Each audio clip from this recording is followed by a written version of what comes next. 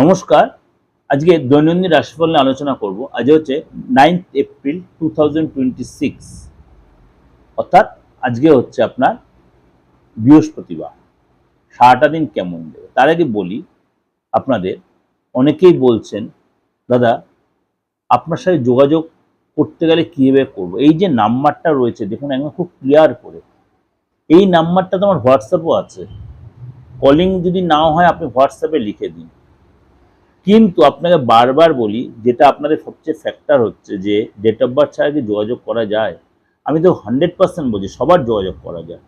আর অনেকে বলছেন যেগুলো পয়েন্টগুলো ধরে ধরে বলে দিই যে ধর্ম ব্যাপারে আমি বলছি কোনো ধর্মের লোকের কোনো ব্যাপার আমার কাছে এসব প্রেজুডিস নেই। সব ধর্মের লোকের আমার সাথে যোগাযোগ করতে পারেন বা করছেন। এই কথাগুলো একটু মাথায় রাখবেন। আমার কোনো ধর্ম নিয়ে কোনো ওইসব ব্যাপার নেই। আপনারা এই কনফিউশনগুলো মাথাতে তাড়িয়ে দিন। যদি মনে হয় পার্থক্যকে ভরসাযোগ্য লাগে আপনি অবশ্যই আমার থেকে প্রেডিকশন নিতে পারেন। যদি মনে করে আপনি তন্ত্রমতে কোনো প্রতিকার করবেন তাও আপনি নিতে পারেন, কারণ আপনার রোগটা সারানোই দরকার। আমি আপনাকে কীভাবে প্রতিকার দিচ্ছি সেটা আমার দায়িত্ব, আপনার রোগটা সারছে সেটা আপনি বুঝে নিন। চলুন তাহলে জেনে নিন আজকে আপনার রাশিকে। এগুলো বলার উদ্দেশ্য হচ্ছে কেন আপনারা অনেকেই কনফিউশনটা কাটিয়ে উঠতে পারছেন না।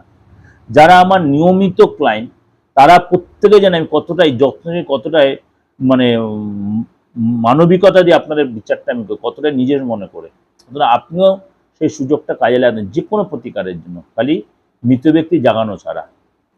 মকর রাশি, মকর রাশি আজ বিদেশ যাত্রার সুযোগ আসতে পারে, বিদেশ যাত্রার সুযোগ আসতে পারে। আজই আপনার নিজের ইমোশনটা কন্ট্রোল রাখবেন এবং আজকে আপনাকে ইনভেস্ট থেকে লাভ হবে।